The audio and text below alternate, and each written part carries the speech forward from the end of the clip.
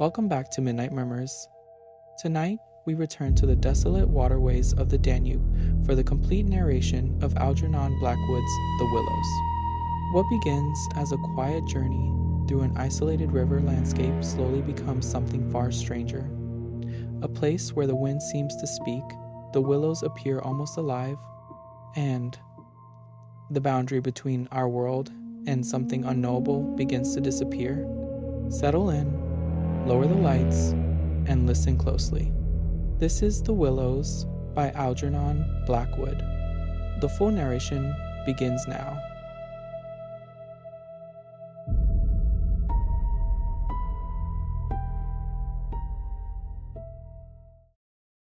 After leaving Vienna, and long before you come to Budapest, the Danube enters a region of singular loneliness and desolation, where its waters spread away on all sides regardless of a main channel, and the country becomes a swamp, for miles upon miles covered by a vast sea of low willow bushes.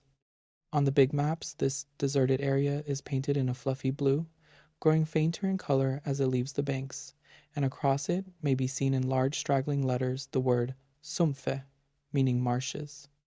In high flood, this great acreage of sand, shingle beds, and willow-grown islands is almost topped by the water, but in normal seasons the bushes bend and rustle in the free winds, showing their silver leaves to the sunshine in an ever-moving plain of bewildering beauty. These willows never attain to the dignity of trees. They have no rigid trunks. They remain humble bushes with rounded tops and soft outline, swaying on slender stems that answer to the least pressure of the wind, supple as grasses, and so continually shifting that they somehow give the impression that the entire plain is moving and alive. For the wind sends waves rising and falling over the whole surface, waves of leaves instead of waves of water. Green swells like the sea, too, until the branches turn and lift, and then silvery white as their underside turns to the sun. Happy to slip beyond the control of the stern banks, the Danube here wanders about at will among the intricate network of channels intersecting the islands everywhere, with broad avenues down which the waters pour with a shouting sound, making whirlpools, eddies, and foaming rapids, tearing at the sandy banks, carrying away masses of shore and willow clumps, and forming new islands innumerably, which shift daily in size and shape, and possess at best an impermanent life, since the flood time obliterates their very existence. Properly speaking, this fascinating part of the river's life begins soon after leaving Pressburg, and we, in our Canadian canoe, with gypsy tent and frying pan on board, reached it on the crest of a rising flood about mid-July. That very same morning, when the sky was reddening before sunrise, we had slipped swiftly through still sleeping Vienna, leaving it a couple of hours later, a mere patch of smoke against the blue hills of the Wienerwald on the horizon. We had breakfasted below Fischermende, under a grove of birch trees roaring in the wind, and had then swept on the tearing current past Orth, Hainburg, Petronell, the old Roman Carnuntum of Marcus Aurelius, and so under the frowning heights of Thelsen on a spur of the Carpathians, where the march steals in quietly from the left, and the frontier is crossed between Austria and Hungary.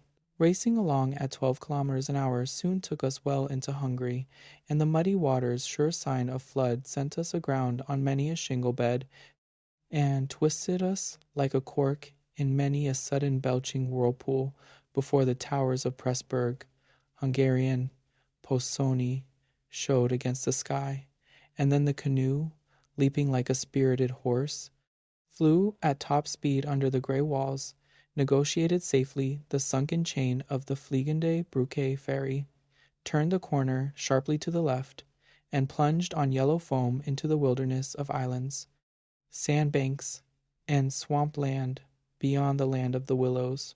The change came suddenly, as when a series of bioscope pictures snaps down on the streets of a town and shifts without warning into the scenery of lake and forest.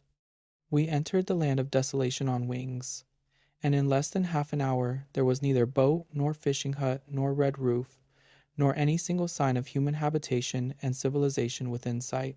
The sense of remoteness from the world of humankind, the utter isolation, the fascination of this singular world of willows, winds, and waters instantly laid its spell upon us both, so that we allowed laughingly to one another that we ought by rights to have held some special kind of passport to admit us, and that we had somewhat audaciously come without asking leave into a separate little kingdom of wonder and magic, a kingdom that was reserved for the use of others who had a right to it, with everywhere unwritten warnings to trespassers for those who had the imagination to discover them. Though still early in the afternoon, the ceaseless buffetings of a most tempestuous wind made us feel weary, and we at once began casting about for a suitable camping ground for the night. But the bewildering character of the islands made landing difficult. The swirling flood carried us inshore and then swept us out again. The willow branches tore our hands as we seized them to stop the canoe, and we pulled many a yard of sandy bank into the water before at length we shot with a great sideways blow from the wind into a backwater and managed to beach the bows in a cloud of spray. Then we lay panting and laughing after our exertions on the hot yellow sand, sheltered from the wind, and in the full blaze of a scorching sun, a cloudless blue sky above, and an immense army of dancing, shouting willow bushes, closing in from all sides, shining with spray and clapping their 1,000 little hands as though to applaud the success of our efforts. "What a river!" I said to my companion, thinking of all the way we had traveled from the source in the Black Forest, and how he had often been obliged to wade and push in the upper shallows at the beginning of June. "Won't stand much nonsense now, will it?" he said, pulling the canoe a little farther into safety up the sand, and then composing himself for a nap. I lay by his side, happy and peaceful in the bath of the elements water, wind, sand, and the great fire of the sun, thinking of the long journey that lay behind us, and of the great stretch before us to the Black Sea, and how lucky I was to have such a delightful and charming traveling companion as my friend, the Swede. We had made many similar journeys together, but the Danube, more than any other river I knew, impressed us from the very beginning with its aliveness.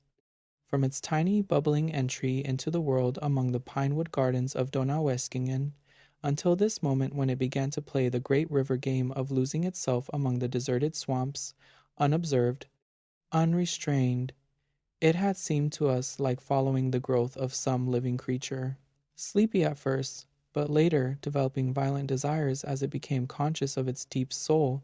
It rolled, like some huge fluid being, through all the countries we had passed, holding our little craft on its mighty shoulders, playing roughly with us sometimes, yet always friendly and well-meaning, till at length we had come inevitably to regard it as a great personage.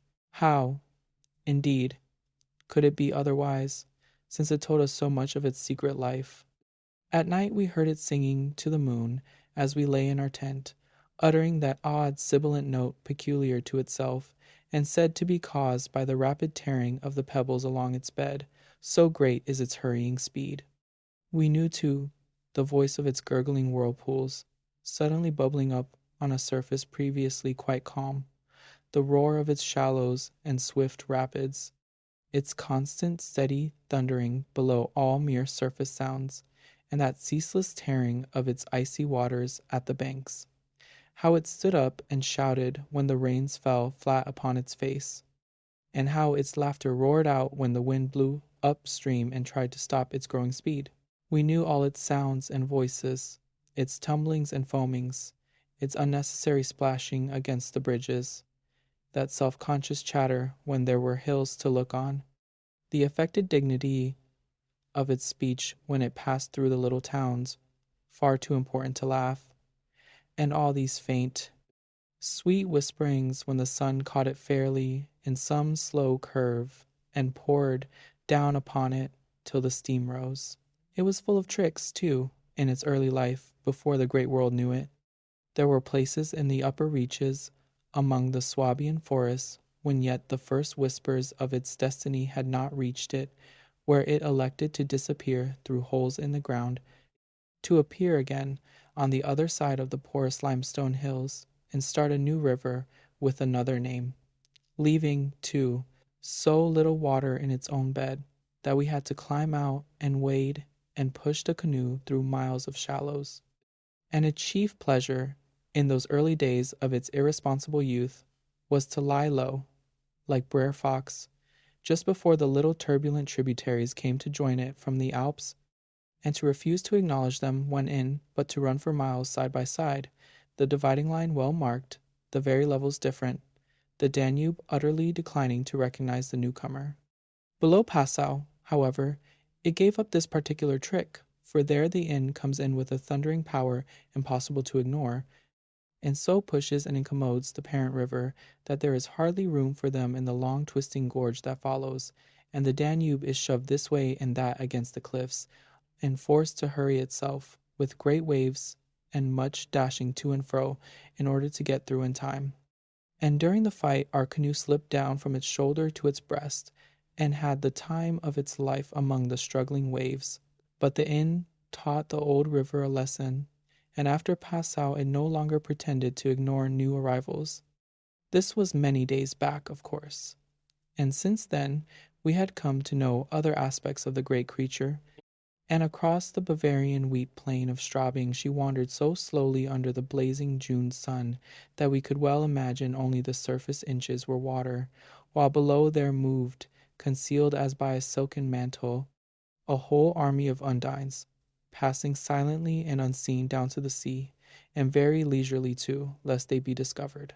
Much, too, we forgave her because of her friendliness to the birds and animals that haunted the shores.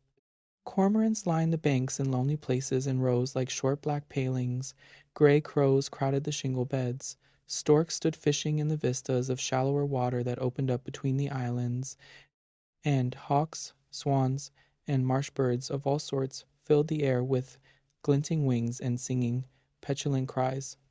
It was impossible to feel annoyed with the river's vagaries after seeing a deer leap with a splash into the water at sunrise and swim past the bows of the canoe. And often we saw fawns peering at us from the underbrush, or looked straight into the brown eyes of a stag as we charged full tilt round a corner and entered another reach of the river. Foxes, too, everywhere haunted the banks, tripping daintily among the driftwood and disappearing so suddenly that it was impossible to see how they managed it. But now, after leaving Pressburg, everything changed a little, and the Danube became more serious. It ceased trifling. It was halfway to the Black Sea, within seeming distance almost of other, stranger countries, where no tricks would be permitted or understood.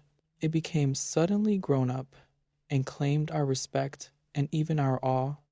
It broke out into three arms. For one thing, that only met again 100 kilometers farther down, and for a canoe there were no indications which one was intended to be followed.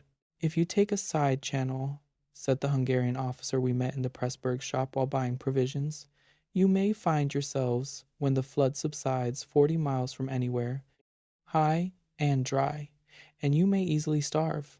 There are no people, no farms, no fishermen. I warn you not to continue. The river, too, is still rising, and this wind will increase. The rising river did not alarm us in the least, but the matter of being left high and dry by a sudden subsidence of the waters might be serious, and we had consequently laid in an extra stock of provisions. For the rest, the officer's prophecy held true, and the wind, blowing down a perfectly clear sky, increased steadily till it reached the dignity of a westerly gale. It was earlier than usual when we camped, for the sun was a good hour or two from the horizon, and leaving my friends still asleep on the hot sand, I wandered about in desultory examination of our hotel. The island, I found, was less than an acre in extent, a mere sandy bank standing some 2 or 3 feet above the level of the river.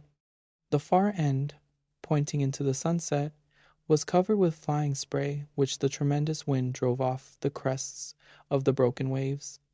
It was triangular in shape, with the apex upstream. I stood there for several minutes, watching the impetuous crimson flood bearing down with a shouting roar, dashing in waves against the bank as though to sweep it bodily away, and then swirling by in 2 foaming streams on either side. The ground seemed to shake with the shock and rush, while the furious movement of the willow bushes as the wind poured over them increased the curious illusion that the island itself actually moved. Above, for a mile or two, I could see the great river descending upon me. It was like looking up the slope of a sliding hill, white with foam, and leaping up everywhere to show itself to the sun. The rest of the island was too thickly grown with willows to make walking pleasant, but I made the tour nevertheless. From the lower end the light, of course, changed, and the river looked dark and angry. Only the backs of the flying waves were visible, streaked with foam and pushed forcibly by the great puffs of wind that fell upon them from behind. For a short mile it was visible, pouring in and out among the islands, and then disappearing with a huge sweep into the willows, which closed about it like a herd of monstrous antediluvian creatures crowding down to drink. They made me think of gigantic sponge-like growths that sucked the river up into themselves. They caused it to vanish from sight. They herded there together in such overpowering numbers. Altogether it was an impressive scene, with its utter loneliness, its bizarre suggestion, and as I gazed, long and curiously, a singular emotion began to stir somewhere in the depths of me. Midway in my delight of the wild beauty, there crept, unbidden and unexplained, a curious feeling of disquietude, almost of alarm. A rising river, perhaps, always suggests something of the ominous. Many of the little islands I saw before me would probably have been swept away by the morning. This resistless, thundering flood of water touched the sense of awe. Yet I was aware that my uneasiness lay deeper far than the emotions of awe and wonder.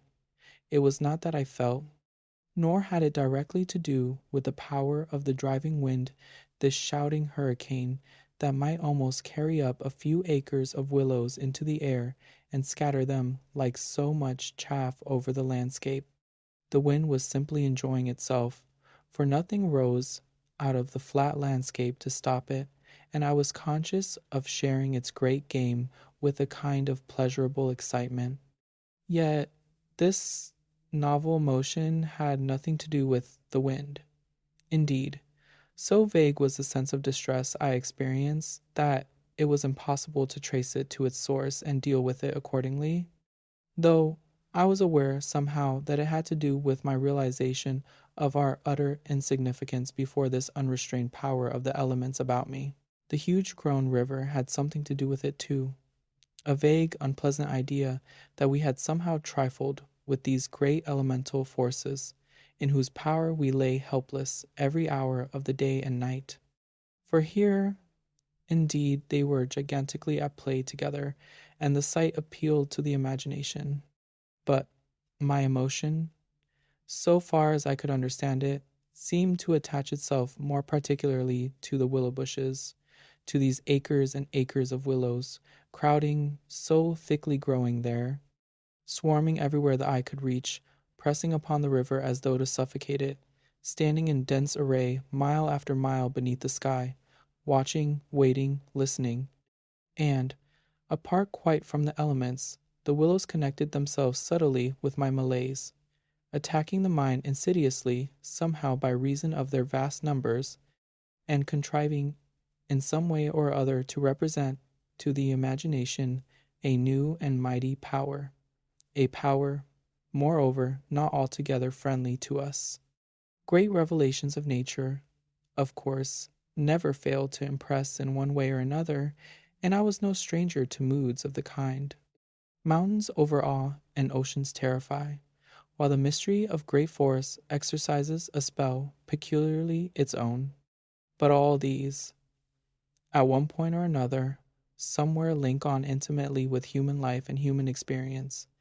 They stir comprehensible, even if alarming, emotions. They tend on the whole to exalt. With this multitude of willows, however, it was something far different, I felt. Some essence emanated from them that besieged the heart. A sense of awe awakened, true, but of awe touched somewhere by a vague terror. Their serried ranks, growing everywhere darker about me as the shadows deepened, moving furiously yet softly in the wind, woke in me the curious and unwelcome suggestion that we had trespassed here upon the borders of an alien world, a world where we were intruders, a world where we were not wanted or invited to remain, where we ran grave risks perhaps. The feeling, however, though it refused to yield its meaning entirely to analysis, did not at the time trouble me by passing into menace. Yet it never left me quite, even during the very practical business of putting up the tent in a hurricane of wind and building a fire for the stew pot. It remained just enough to bother and perplex, and to rob a most delightful camping ground of a good portion of its charm. To my companion, however, I said nothing, for he was a man I considered devoid of imagination. In the first place, I could never have explained to him what I meant, and in the second, he would have laughed stupidly at me if I had. There was a slight depression in the center of the island, and here we pitched the tent. The surrounding willows broke the wind a bit. "A poor camp," observed the imperturbable Swede, when at last the tent stood upright. "No stones, and precious little firewood. I'm for moving on early tomorrow, eh? This sand won't hold anything." But the experience of a collapsing tent at midnight had taught us many devices, and we made the cozy gypsy house as safe as possible, and then set about collecting a store of wood to last till bedtime. Willow bushes dropped no branches, and driftwood was our only source of supply. We hunted the shores pretty thoroughly. Everywhere the banks were crumbling as the rising flood tore at them and carried away great portions with a splash and a gurgle. "The island's much smaller than when we landed," said the accurate Swede. "It won't last long at this rate. We'd better drag the canoe close to the tent and be ready to start at a moment's notice. I shall sleep in my clothes." He was a little distance off, climbing along the bank, and I heard his rather jolly laugh as he spoke. "By Jove!" I heard him call, a moment later, and turned to see what had caused his exclamation. But for the moment he was hidden by the willows, and I could not find him. "What in the world's this?" I heard him cry again, and this time his voice had become serious. I ran up quickly and joined him on the bank. He was looking over the river, pointing at something in the water. "Good heavens! It's a man's body!" he cried excitedly. "Look!" A black thing, turning over and over in the foaming waves, swept rapidly past. It kept disappearing and coming up to the surface again. It was about 20 feet from the shore, and just as it was opposite to where we stood, it lurched round and looked straight at us. We saw his eyes reflecting the sunset and gleaming an odd yellow as the body turned over. Then it gave a swift, gulping plunge and dived out of sight in a flash. "An otter, by gad!" we exclaimed in the same breath, laughing. It was an otter, alive, and out on the hunt, yet it had looked exactly like the body of a drowned man turning helplessly in the current. Far below it came to the surface once again, and we saw its black skin wet and shining in the sunlight. Then, too, just as we turned back, our arms full of driftwood, another thing happened to recall us to the river bank. This time it really was a man, and what was more, a man in a boat. Now, a small boat on the Danube was an unusual sight at any time, but here, in this deserted region, and at flood time, it was so unexpected as to constitute a real event. We stood and stared. Whether it was due to the slanting sunlight, or the refraction from the wonderfully illumined water, I cannot say. But, whatever the cause, I found it difficult to focus my sight properly upon the flying apparition. It seemed, however, to be a man standing upright in a sort of flat-bottomed boat, steering with a long oar, and being carried down the opposite shore at a tremendous pace. He apparently was looking across in our direction, but the distance was too great and the light too uncertain for us to make out very plainly what he was about. It seemed to me that he was gesticulating and making signs at us. His voice came across the water to us, shouting something furiously, but the wind drowned it so that no single word was audible. There was something curious about the whole appearance, man, boat, signs, voice, that made an impression on me, out of all proportion to its cause. "He's crossing himself," I cried. "Look, He's making the sign of the cross. I believe you're right, the Swede said, shading his eyes with his hand and watching the man out of sight. He seemed to be gone in a moment, melting away down there into the sea of willows where the sun caught them in the bend of the river and turned them into a great crimson wall of beauty. Mist, too, had begun to ruse, so that the air was hazy. But what in the world is he doing at nightfall on this flooded river? I said, half to myself. Where is he going at such a time? And what did he mean by his signs and shouting? Do you think he wished to warn us about something? He saw our smoke and thought we were spirits, probably, laughed my companion. These Hungarians believe in all sorts of rubbish. You remember the shopwoman at Pressburg warning us that no one ever landed here because it belonged to some sort of beings outside man's world. I suppose they believe in fairies and elementals, possibly demons too. That peasant in the boat saw people on the islands for the first time in his life, he added, after a slight pause, and it scared him. That's all. The Swede's tone of voice was not convincing, and his manner lacked something that was usually there. I noted the change instantly while he talked, though without being able to label it precisely. If they had enough imagination, I laughed loudly. I remember trying to make as much noise as I could. They might well people a place like this with the old gods of antiquity. The Romans must have haunted all this region more or less with their shrines and sacred groves and elemental deities. The subject dropped and we returned to our stew pot, for my friend was not given to imaginative conversation as a rule. Moreover, just then, I remember feeling distinctly glad that he was not imaginative. His stolid, practical nature suddenly seemed to me welcome and comforting. It was an admirable temperament, I felt. He could steer down rapids like a red Indian, shoot dangerous bridges and whirlpools better than any white man I ever saw in a canoe. He was a grand fellow for an adventurous trip, a tower of strength when untoward things happened. I looked at his strong face and light curly hair as he staggered along under his pile of driftwood twice the size of mine, and I experienced a feeling of relief. Yes, I was distinctly glad just then that the Swede was what he was, and that he never made remarks that suggested more than they said. The river's still rising, though, he added, as if following out some thoughts of his own, and dropping his load with a gasp. This island will be under water in 2 days if it goes on. I wish the wind would go down, I said. I don't care a fig for the river. The flood, indeed, had no terrors for us. We could get off at 10 minutes' notice, and the more water, the better we liked it. It meant an increasing current and the obliteration of the treacherous shingle beds that so often threatened to tear the bottom out of our canoe. Contrary to our expectations, the wind did not go down with the sun.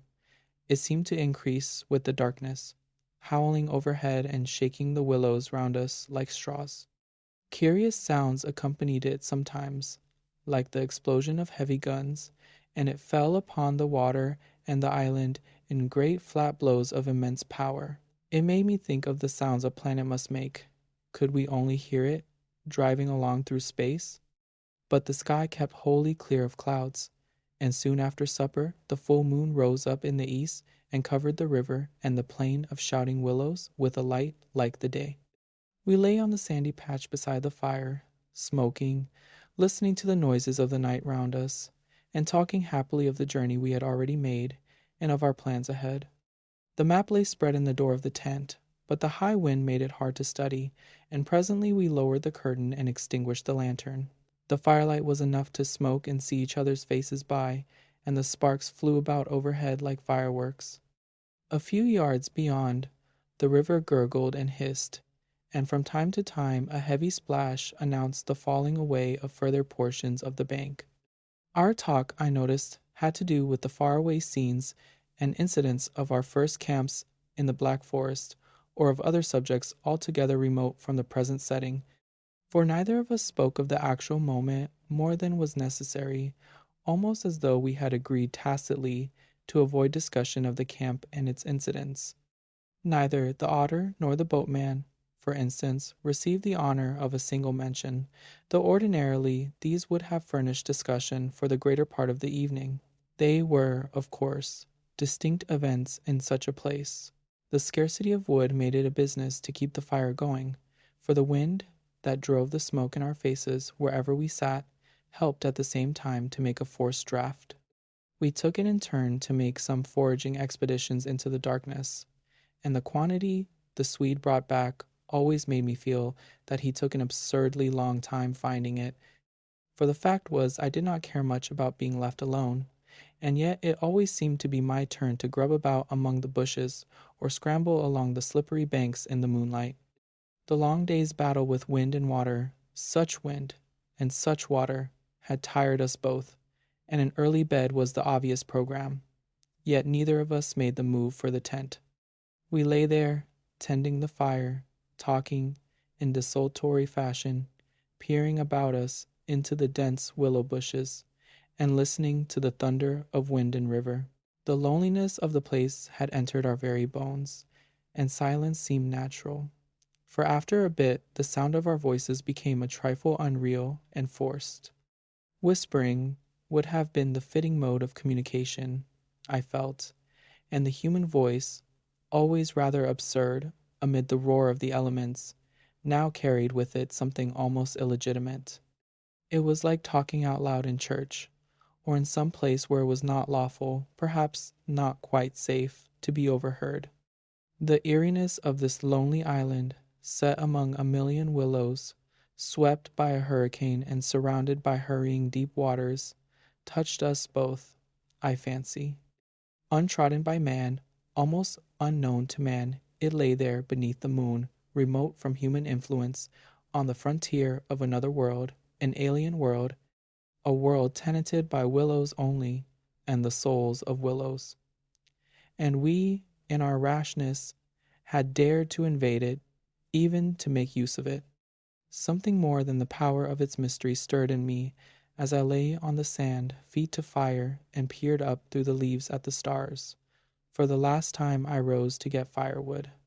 When this has burnt up, I said firmly, I shall turn in. And my companion watched me lazily as I moved off into the surrounding shadows. For an unimaginative man, I thought he seemed unusually receptive that night, unusually open to suggestion of things other than sensory. He too was touched by the beauty and loneliness of the place. I was not altogether pleased, I remember, to recognize this slight change in him, and instead of immediately collecting sticks, I made my way to the far point of the island where the moonlight on plain and river could be seen to better advantage. The desire to be alone had come suddenly upon me. My former dread returned in force. There was a vague feeling in me I wished to face and probe to the bottom. When I reached the point of sand jutting out among the waves, the spell of the place descended upon me with a positive shock. No mere scenery could have produced such an effect. There was something more here, something to alarm. I gazed across the waste of wild waters. I watched the whispering willows. I heard the ceaseless beating of the tireless wind, and, one and all, each in its own way, stirred in me this sensation of a strange distress. But the willows especially, for ever they went on chattering and talking among themselves, laughing a little, shrilly crying out, sometimes sighing. But what it was they made so much to do about belonged to the secret life of the great plain they inhabited, and it was utterly alien to the world I knew, or to that of the wild yet kindly elements. They made me think of a host of beings from another plane of life, another evolution altogether perhaps, all discussing a mystery known only to themselves. I watched them moving busily together, oddly shaking their big bushy heads, twirling their myriad leaves even when there was no wind. They moved of their own will, as though alive, and they touched, by some incalculable method, my own keen sense of the horrible. There they stood in the moonlight, like a vast army surrounding our camp, shaking their innumerable silver spears defiantly, formed all ready for an attack. The psychology of places, for some imaginations at least, is very vivid. For the wanderer, especially, camps have their note either of welcome or rejection.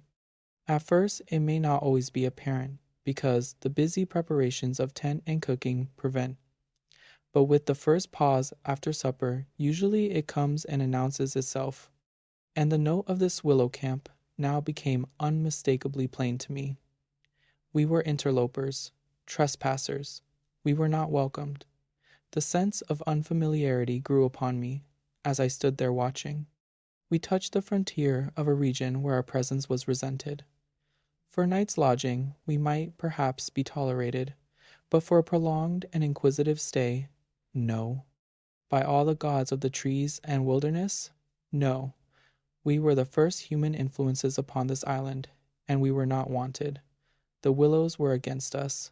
Strange thoughts like these, bizarre fancies, born I know not whence, found lodgment in my mind as I stood listening.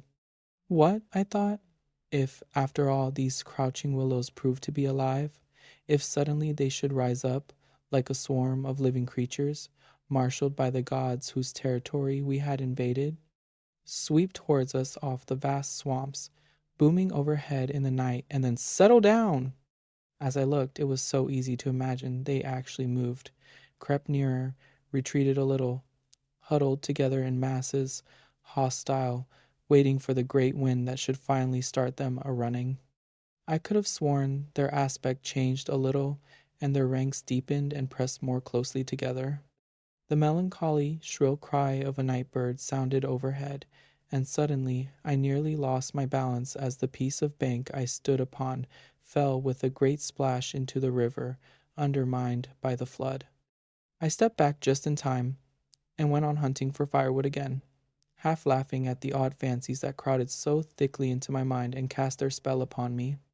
I recalled the Swede's remark about moving on next day, and I was just thinking that I fully agreed with him when I turned with a start and saw the subject of my thoughts standing immediately in front of me.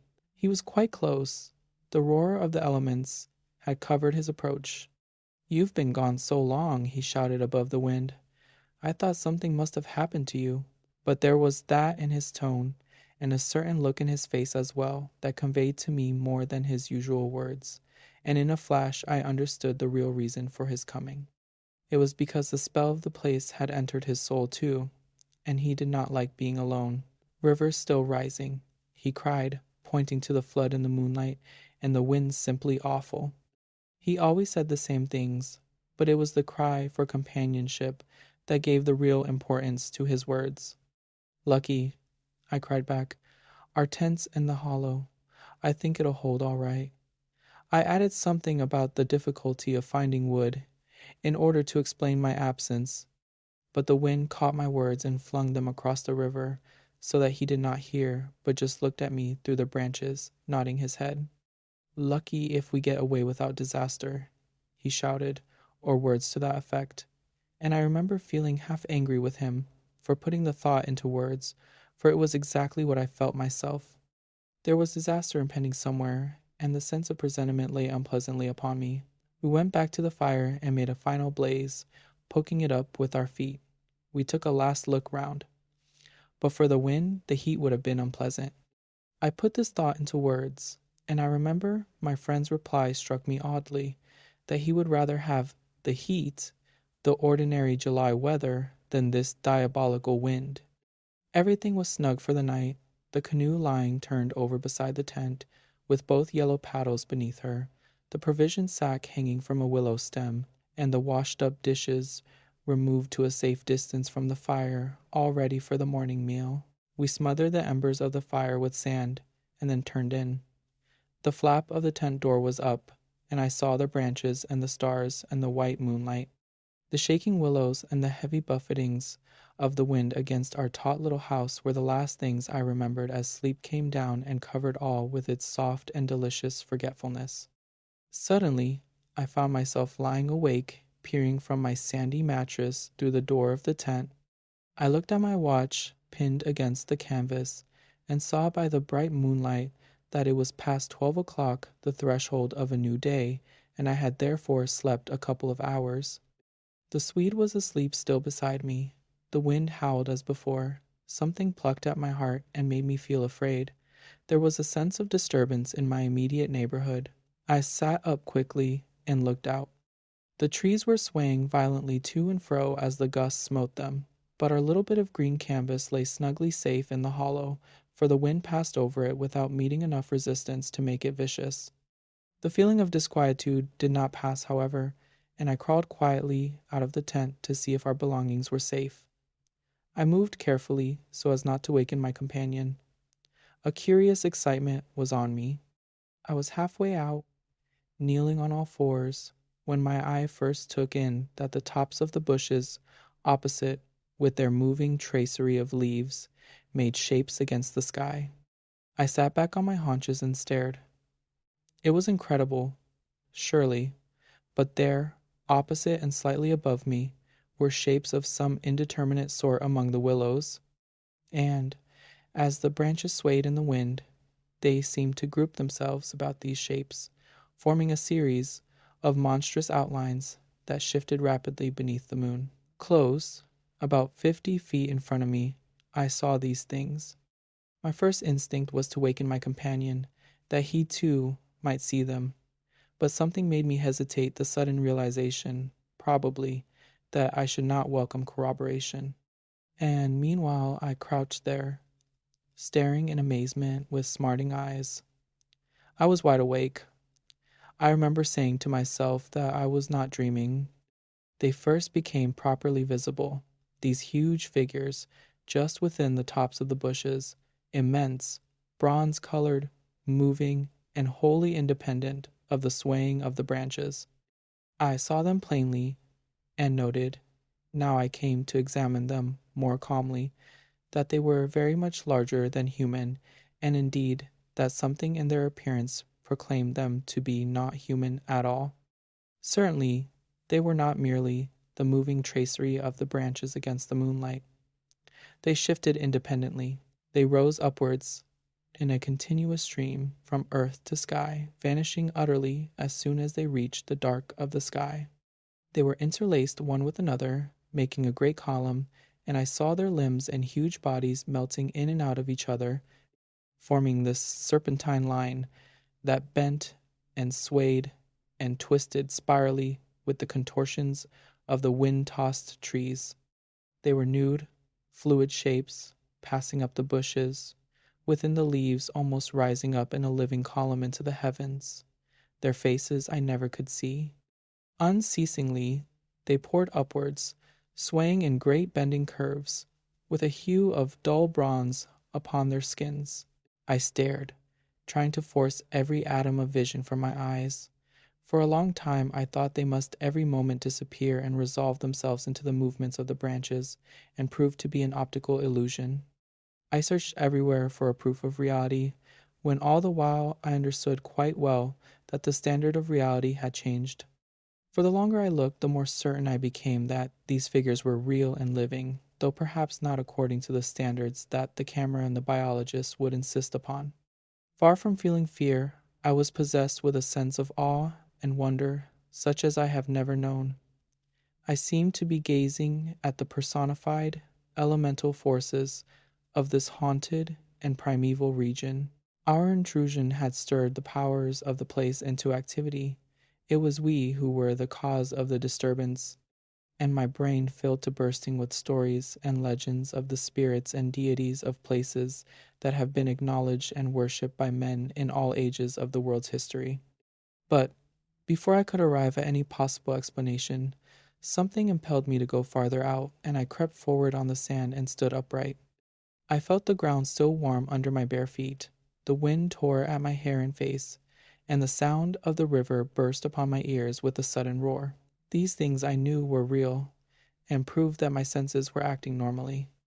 Yet the figures still rose from earth to heaven, silent, majestically, in a great spiral of grace and strength that overwhelmed me at length with a genuine, deep emotion of worship. I felt that I must fall down and worship, absolutely worship. Perhaps in another minute I might have done so, when a gust of wind swept against me with such force that it blew me sideways, and I nearly stumbled and fell. It seemed to shake the dream violently out of me. At least it gave me another point of view somehow. The figures still remained, still ascended into heaven from the heart of the night, but my reason at last began to assert itself. It must be a subjective experience, I argued, none the less real for that, but still subjective. The moonlight and the branches combined to work out these pictures upon the mirror of my imagination, and for some reason I projected them outwards and made them appear objective. I knew this must be the case, of course. I took courage and began to move forward across the open patches of sand. By Jove, though, was it all hallucination? Was it merely subjective? Did not my reason argue, in the old futile way, from the little standard of the known? I only know that great column of figures ascended darkly into the sky for what seemed a very long period of time, and with a very complete measure of reality, as most men are accustomed to gauge reality. Then suddenly they were gone. And once they were gone, and the immediate wonder of their great presence had passed, fear came down upon me with a cold rush. The esoteric meaning of this lonely and haunted region suddenly flamed up within me, and I began to tremble dreadfully. I took a quick look round, a look of horror that came near to panic, calculating vainly ways of escape, and then, realizing how helpless I was to achieve anything really effective, I crept back silently into the tent and lay down again upon my sandy mattress, first lowering the door curtain to shut out the sight of the willows in the moonlight, and then burying my head as deeply as possible beneath the blankets to deaden the sound of the terrifying wind. As though further to convince me that I had not been dreaming, I remember that it was a long time before I fell again into a troubled and restless sleep, and even then only the upper crust of me slept, and underneath there was something that never quite lost consciousness, but lay alert and on the watch. But this second time I jumped up with a genuine start of terror. It was neither the wind nor the river that woke me, but the slow approach of something that caused the sleeping portion of me to grow smaller and smaller, till at last it vanished altogether, and I found myself sitting bolt upright listening. Outside there was a sound of multitudinous little patterings. They had been coming, I was aware, for a long time, and in my sleep they had first become audible. I sat there nervously, wide awake as though I had not slept at all. It seemed to me that my breathing came with difficulty, and that there was a great weight upon the surface of my body. In spite of the hot night, I felt clammy with cold and shivered. Something surely was pressing steadily against the sides of the tent and weighing down upon it from above. Was it the body of the wind? Was this the pattering rain, the dripping of the leaves, the spray blown from the river by the wind and gathering in big drops? I thought quickly of a dozen things. Then, suddenly, the explanation leaped into my mind. A bough from the poplar, the only large tree on the island, had fallen with the wind. Still half caught by the other branches, it would fall with the next gust and crush us, and meanwhile its leaves brushed and tapped upon the tight canvas surface of the tent. I raised a loose flap and rushed out, calling to the Swede to follow. But when I got out and stood upright, I saw that the tent was free. There was no hanging bough, there was no rain or spray, nothing approached. A cold, gray light filtered down through the bushes and lay on the faintly gleaming sand. Stars still crowded the sky directly overhead, and the wind howled magnificently, but the fire no longer gave out any glow, and I saw the east reddening in streaks through the trees. Several hours must have passed since I stood there before watching the ascending figures, and the memory of it now came back to me horribly, like an evil dream. Oh, how tired it made me feel, that ceaseless raging wind. Yet, though the deep lassitude of a sleepless night was upon me, my nerves were tingling with the activity of an equally tireless apprehension, and all idea of repose was out of the question. The river I saw had risen further.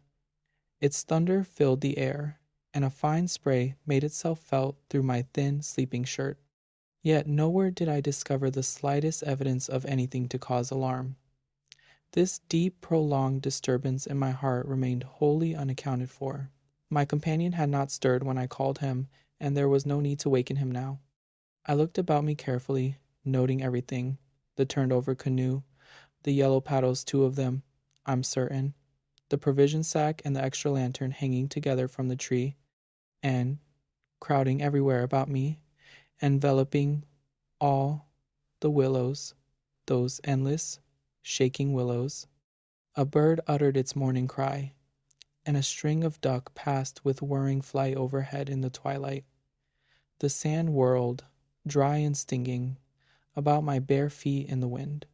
I walked round the tent and then went out a little way into the bush so that I could see across the river to the farther landscape, and the same profound yet indefinable emotion of distress seized upon me again as I saw the interminable sea of bushes stretching to the horizon, looking ghostly and unreal in the wan light of dawn. I walked softly here and there, still puzzling over that odd sound of infinite pattering and of that pressure upon the tent that had wakened me. It must have been the wind. I reflected the wind bearing upon the loose, hot sand, driving the dry particles smartly against the taut canvas, the wind dropping heavily upon our fragile roof. Yet all the time my nervousness and malaise increased appreciably. I crossed over to the farther shore and noted how the coastline had altered in the night and what masses of sand the river had torn away. I dipped my hands and feet into the cool current and bathed my forehead.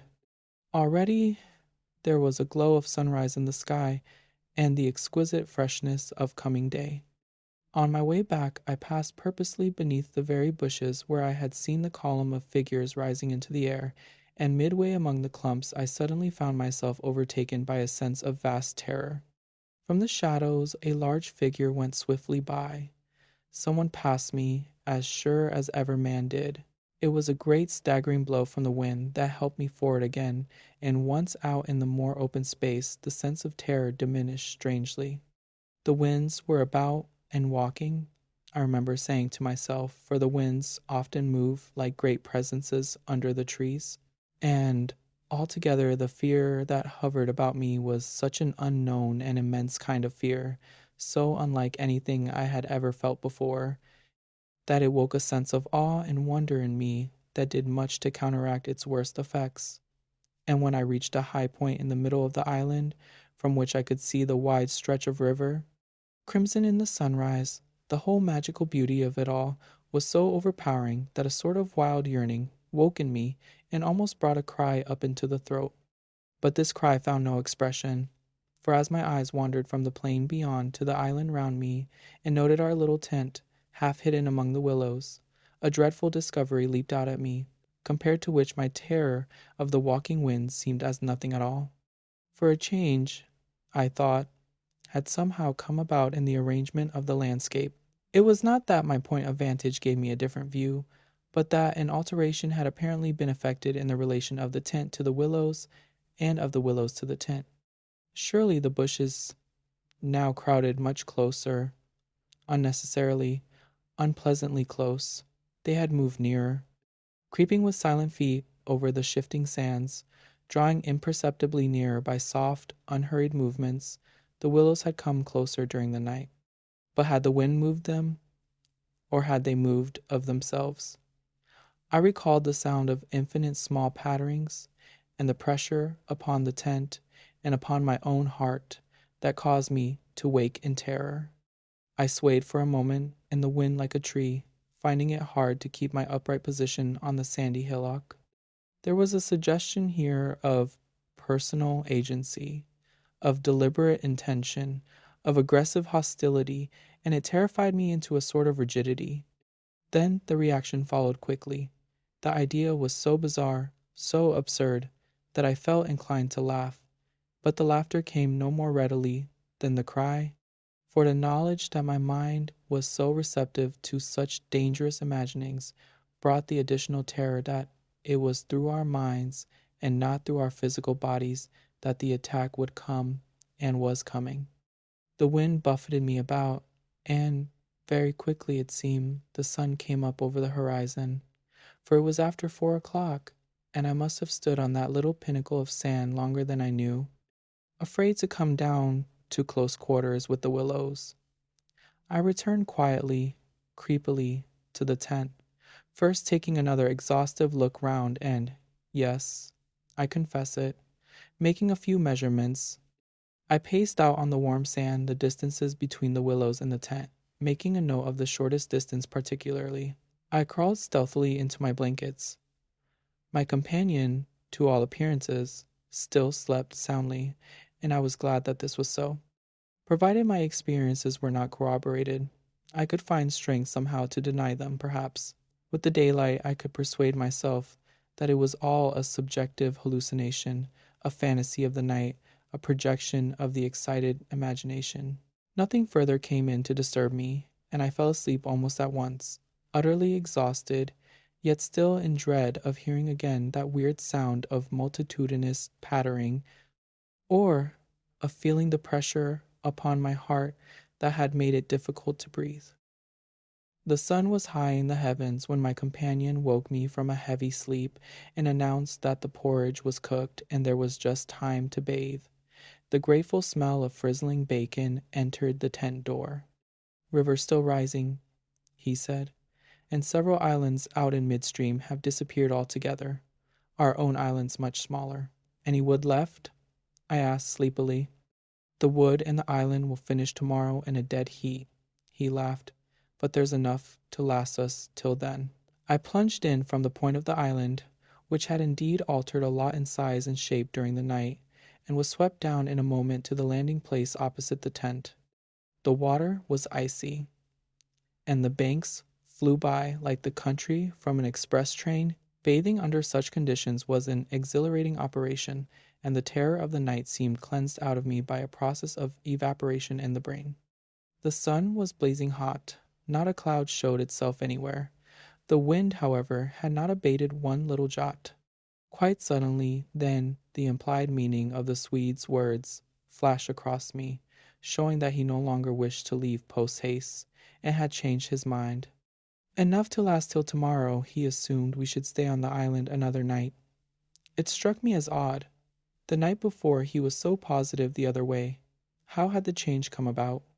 Great crumblings of the banks occurred at breakfast, with heavy splashings and clouds of spray which the wind brought into our frying pan, and my fellow traveler talked incessantly about the difficulty the Vienna Pest steamers must have to find the channel in flood. But the state of his mind interested and impressed me far more than the state of the river or the difficulties of the steamers. He had changed somehow since the evening before.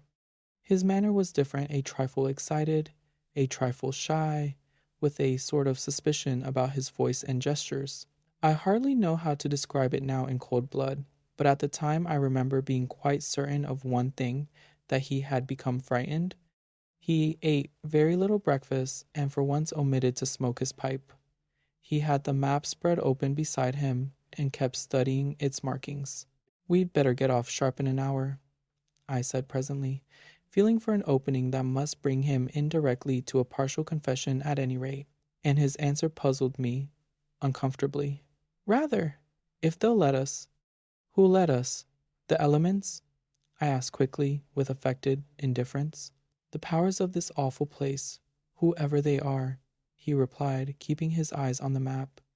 "The gods are here, if they are anywhere at all in the world." "The elements are always the true immortals," I replied, laughing as naturally as I could manage, yet knowing quite well that my face reflected my true feelings when he looked up gravely at me and spoke across the smoke. "We shall be fortunate if we get away without further disaster." This was exactly what I had dreaded, and I screwed myself up to the point of the direct question. It was like agreeing to allow the dentist to extract the tooth. It had to come anyhow in the long run, and the rest was all pretense. "Further disaster? Why, what's happened?" "For one thing, the steering paddle's gone," he said quietly. "The steering paddle gone?" I repeated, greatly excited, for this was our rudder, and the Danube in flood without a rudder was suicide. "But what— and there's a tear in the bottom of the canoe," he added, with a genuine little tremor in his voice. I continued staring at him, able only to repeat the words in his face somewhat foolishly. There, in the heat of the sun, and on this burning sand, I was aware of a freezing atmosphere descending round us. I got up to follow him, for he merely nodded his head gravely and led the way towards the tent a few yards on the other side of the fireplace.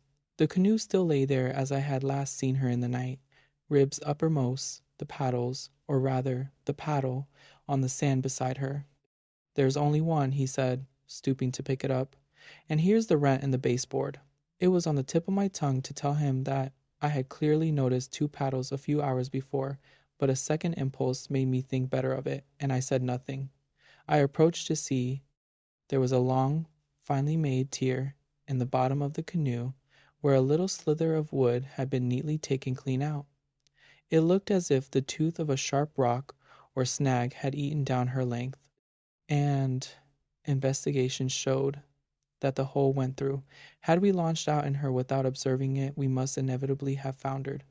At first, the water would have made the wood swell so as to close the hole, but once out in midstream, the water must have poured in, and the canoe, never more than 2 inches above the surface, would have filled and sunk very rapidly. "There, you see, an attempt to prepare a victim for the sacrifice," I heard him saying, more to himself than to me. "2 victims, rather," he added as he bent over and ran his fingers along the slit. I began to whistle, a thing I always do unconsciously when utterly nonplussed, and purposely paid no attention to his words. I was determined to consider them foolish. "It wasn't there last night," he said presently, straightening up from his examination and looking anywhere but at me.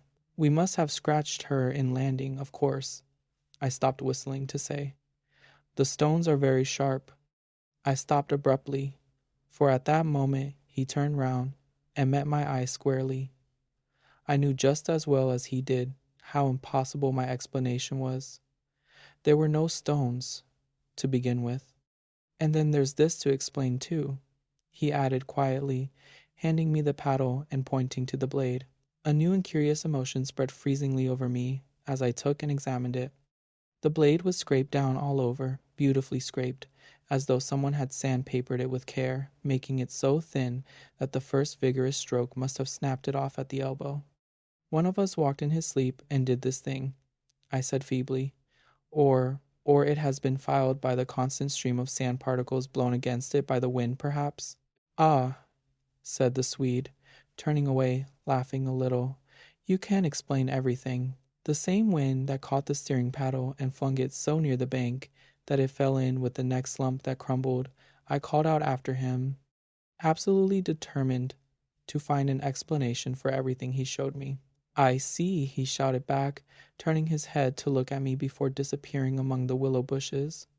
Once alone with these perplexing evidences of personal agency, I think my first thoughts took the form of, one of us must have done this thing, and it certainly was not I. But my second thought decided how impossible it was to suppose, under all the circumstances, that either of us had done it. That my companion, the trusted friend of a dozen similar expeditions, could have knowingly had a hand in it, was a suggestion not to be entertained for a moment. Equally absurd seemed the explanation that this imperturbable and densely practical nature had suddenly become insane and was busied with insane purposes. Yet the fact remained that what disturbed me most, and kept my fear actively alive even in this blaze of sunshine and wild beauty, was the clear certainty that some curious alteration had come about in his mind, that he was nervous, timid, suspicious, aware of goings-on he did not speak about, watching a series of secret and hitherto unmentionable events, waiting, in a word, for a climax that he expected, and, I thought, expected very soon. This grew up in my mind intuitively, I hardly knew how. I made a hurried examination of the tent and its surroundings, but the measurements of the night remained the same. There were deep hollows formed in the sand I now noticed for the first time, basin-shaped and of various depths and sizes, varying from that of a teacup to a large bowl. The wind, no doubt, was responsible for these miniature craters, just as it was for lifting the paddle and tossing it towards the water. The rent in the canoe was the only thing that seemed quite inexplicable, and, after all, it was conceivable that a sharp point had caught it when we landed. The examination I made of the shore did not assist this theory, but, all the same, I clung to it with that diminishing portion of my intelligence which I called my reason.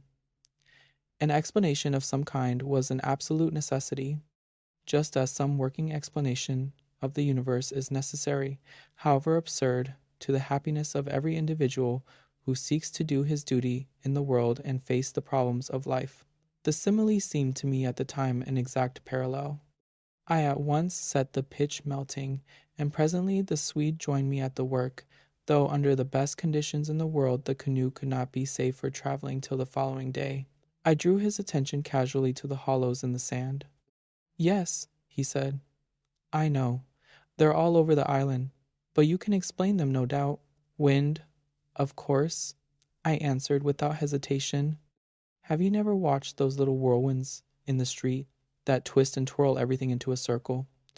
This sand's loose enough to yield, that's all." He made no reply, and we worked on in silence for a bit. I watched him surreptitiously all the time, and I had an idea he was watching me. He seemed, too, to be always listening attentively to something I could not hear, or perhaps for something that he expected to hear, for he kept turning about and staring into the bushes and up into the sky and out across the water where it was visible through the openings among the willows. Sometimes he even put his hand to his ear and held it there for several minutes. He said nothing to me, however, about it, and I asked no questions. And meanwhile, as he mended that torn canoe with the skill and address of a Red Indian, I was glad to notice his absorption in the work, for there was a vague dread in my heart that he would speak of the changed aspect of the willows, and if he had noticed that, my imagination could no longer be held a sufficient explanation of it. At length, after a long pause, he began to talk. "Queer thing," he added in a hurried sort of voice, as though he wanted to say something and get it over. "Queer thing. I mean, about that otter last night."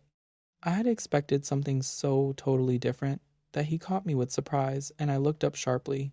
"Shows how lonely this place is. Otters are awfully shy things." "I don't mean that, of course," he interrupted. "I mean, did you think it really was an otter?" "What else? In the name of heaven, what else?" "You know, I saw it before you did, and at first it seemed so much bigger than an otter. The sunset, as you looked upstream, magnified it." "Or something," I replied. He looked at me absently a moment, as though his mind were busy with other thoughts. "It had such extraordinary yellow eyes," he went on half to himself. "That was the sun, too," I laughed, a trifle boisterously. "I suppose you'll wonder next if that fellow in the boat—" I suddenly decided not to finish the sentence.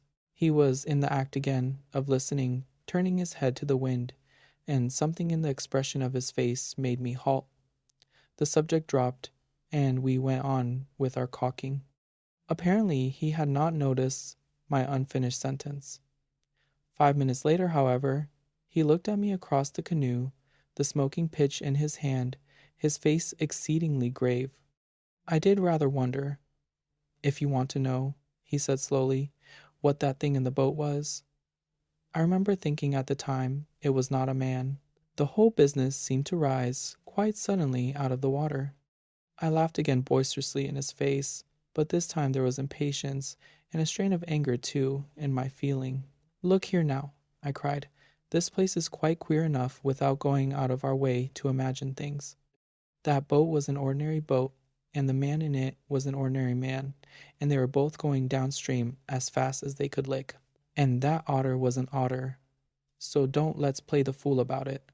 He looked steadily at me with the same grave expression. He was not in the least annoyed.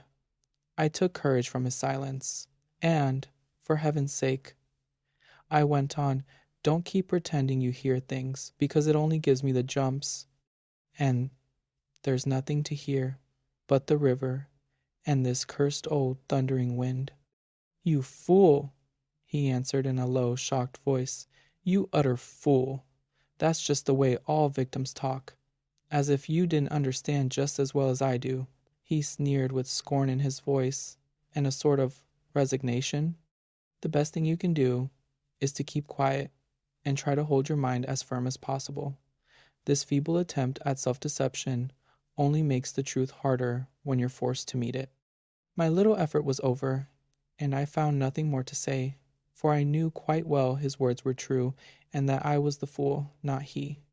Up to a certain stage in the adventure, he kept ahead of me easily, and I think I felt annoyed to be out of it, to be thus proved less psychic, less sensitive than himself to these extraordinary happenings, and half ignorant all the time of what was going on under my very nose. He knew from the very beginning, apparently. But at the moment I wholly missed the point of his words about the necessity of there being a victim, and that we ourselves were destined to satisfy the want. I dropped all pretense thenceforward, but thenceforward likewise my fear increased steadily to the climax. But you're quite right about one thing, he added, before the subject passed, and that is that we're wiser not to talk about it, or even to think about it, because what one thinks finds expression in words, and what one says happens. That afternoon, while the canoe dried and hardened, we spent trying to fish, testing the leak, collecting wood, and watching the enormous flood of rising water. Masses of driftwood swept near our shores sometimes, and we fished for them with long willow branches. The island grew perceptibly smaller as the banks were torn away with great gulps and splashes. The weather kept brilliantly fine till about 4 o'clock, and then for the first time for 3 days the wind showed signs of abating. Clouds began to gather in the southwest, spreading thence slowly over the sky. This lessening of the wind came as a great relief, for the incessant roaring, banging, and thundering had irritated our nerves. Yet the silence that came about 5 o'clock with its sudden cessation was in a manner quite as oppressive. The booming of the river had everything in its own way then. It filled the air with deep murmurs, more musical than the wind noises, but infinitely more monotonous.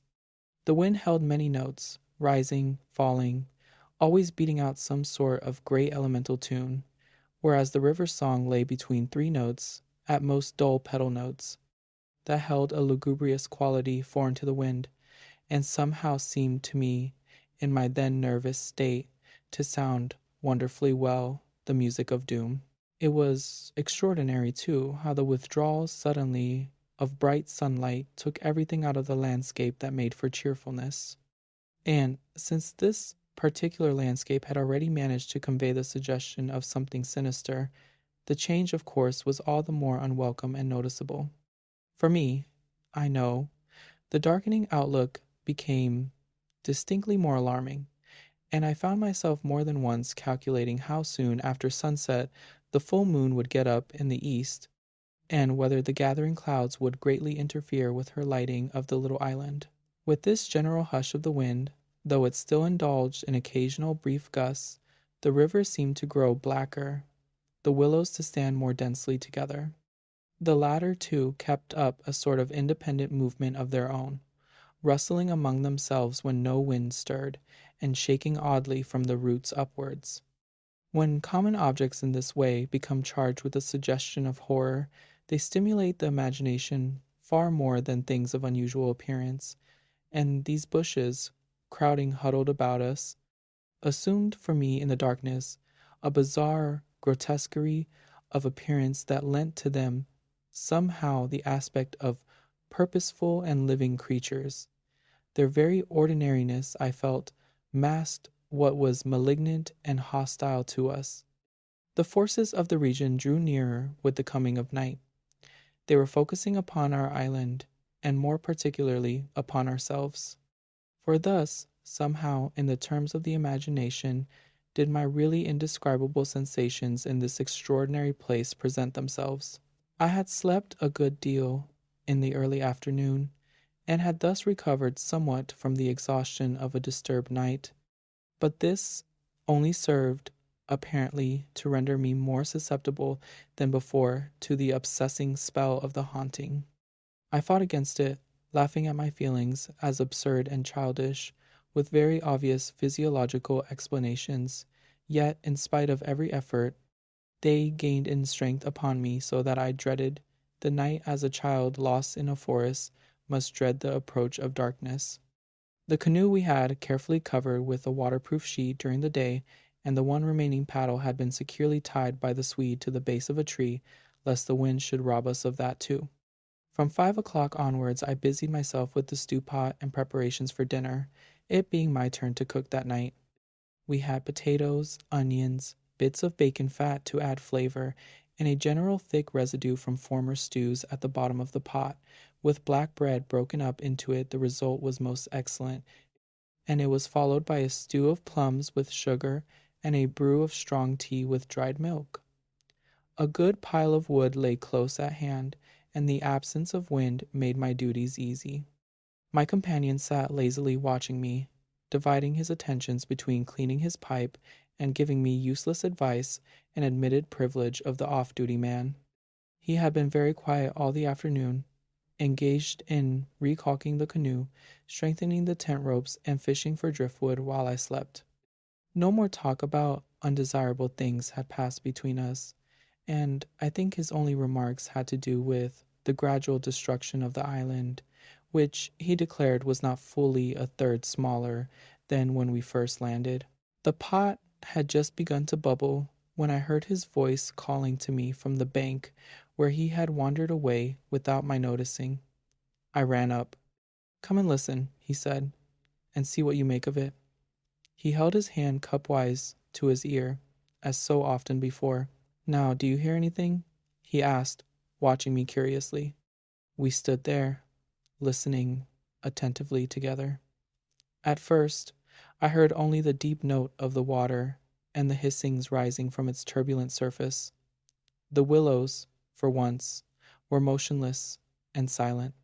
Then a sound began to reach my ears faintly, a peculiar sound, something like the humming of a distant gong. It seemed to come across to us in the darkness, from the waste of swamps and willows opposite. It was repeated at regular intervals, but it was certainly neither the sound of a bell nor the hooting of a distant steamer. I can liken it to nothing so much as to the sound of an immense gong, suspended far up in the sky, repeating incessantly its muffled metallic note, soft and musical, as it was repeatedly struck. My heart quickened as I listened. "I've heard it all day," said my companion. "While you slept this afternoon, it came all round the island. I hunted it down, but could never get near enough to see to localize it correctly. Sometimes it was overhead, and sometimes it seemed under the water. Once or twice, too, I could have sworn it was not outside at all. But within myself, you know the way a sound in the fourth dimension is supposed to come." I was too much puzzled to pay much attention to his words. I listened carefully, striving to associate it with any known familiar sound I could think of, but without success. It changed in the direction, too, coming nearer, and then sinking utterly away into remote distance. I cannot say that it was ominous in quality, because to me it seemed distinctly musical, yet I must admit it set going a distressing feeling that made me wish I had never heard it. "The wind blowing in those sand funnels," I said, determined to find an explanation. "Or the bushes rubbing together after the storm, perhaps." "It comes off the whole swamp," my friend answered. "It comes from everywhere at once." He ignored my explanations. "It comes from the willow bushes, somehow." "But now the wind has dropped," I objected. "The willows can hardly make a noise by themselves, can they?" His answer frightened me, first, because I had dreaded it, and secondly, because I knew intuitively it was true. "It is because the wind has dropped we now hear it. It was drowned before.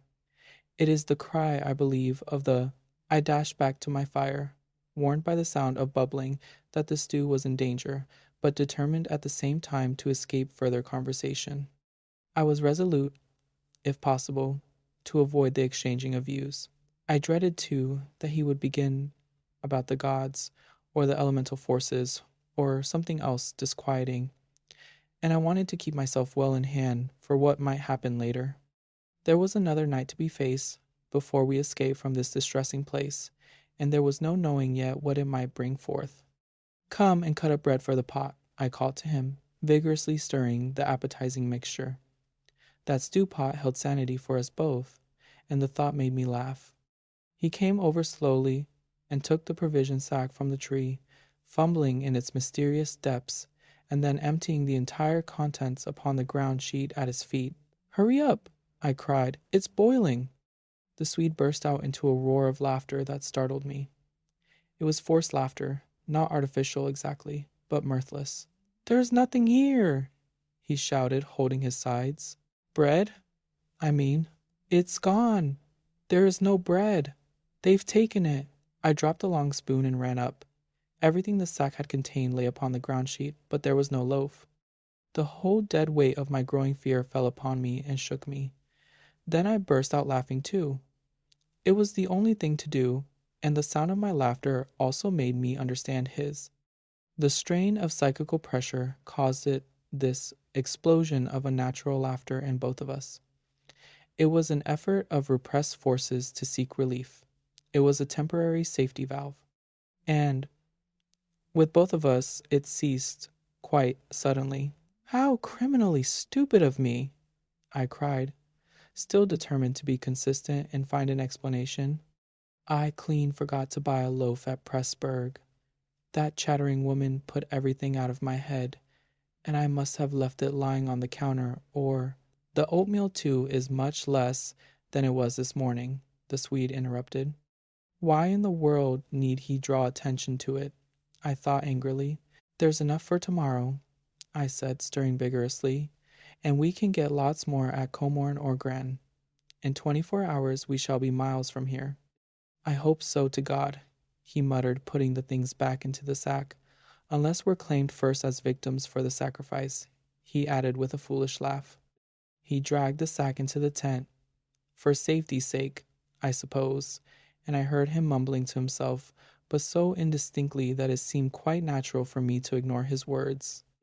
Our meal was beyond question a gloomy one, and we ate it almost in silence, avoiding one another's eyes and keeping the fire bright. Then we washed up and prepared for the night, and, once smoking, our minds unoccupied with any definite duties, the apprehension I had felt all day long became more and more acute. It was not then active fear, I think, but the very vagueness of its origin distressed me far more than if I had been able to take it and face it squarely. The curious sound I have likened to the note of a gong became now almost incessant, and filled the stillness of the night with a faint, continuous ringing rather than a series of distinct notes. At one time it was behind, and at another time in front of us. Sometimes I fancied it came from the bushes on our left, and then again from the clumps on our right. More often it hovered directly overhead like the whirring of wings. It was really everywhere at once, behind, in front, at our sides, and over our heads, completely surrounding us. The sound really defies description, but nothing within my knowledge is like that ceaseless, muffled humming rising off the deserted world of swamps and willows. We sat smoking in comparative silence, the strain growing every minute greater. The worst feature of the situation seemed to me that we did not know what to expect, and could therefore make no sort of preparation by way of defense. We could anticipate nothing. My explanations made in the sunshine, moreover, now came to haunt me with their foolish and wholly unsatisfactory nature, and it was more and more clear to us that some kind of plain talk with my companion was inevitable, whether I liked it or not. After all, we had to spend the night together, and to sleep in the same tent side by side. I saw that I could not get along much longer without the support of his mind, and for that, of course, plain talk was imperative.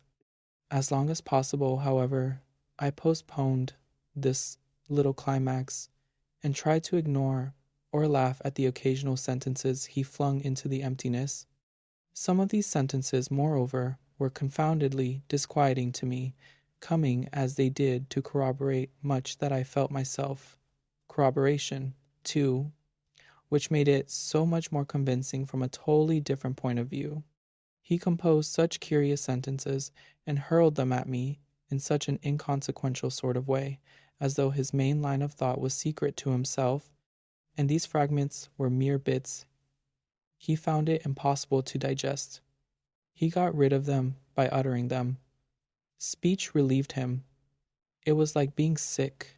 There are things about us, I'm sure, that make for disorder, disintegration, destruction, our destruction, he said once, while the fire blazed between us. We've strayed out of a safe line somewhere. And another time, when the gong sounds had come nearer, ringing much louder than before, and directly over our heads, he said as though talking to himself. I don't think a gramophone would show any record of that. The sound doesn't come to me by the ears at all. The vibrations reached me in another manner altogether, and seemed to be within me, which is precisely how a fourth-dimensional sound might be supposed to make itself heard. I purposely made no reply to this, but I sat up a little closer to the fire and peered about me into the darkness. The clouds were massed all over the sky, and no trace of moonlight came through. Very still, too, everything was, so that the river and the frogs had things all their own way. "It has that about it," he went on, "which is utterly out of common experience. It is unknown. Only one thing describes it, really. It is a non-human sound. I mean, a sound outside humanity." Having rid himself of this indigestible morsel, he lay quiet for a time. But he had so admirably expressed my own feeling that it was a relief to have the thought out, and to have confined it by the limitation of words from dangerous wandering to and fro in the mind. The solitude of that Danube camping place, can I ever forget it? The feeling of being utterly alone on an empty planet. My thoughts ran incessantly upon cities and the haunts of men.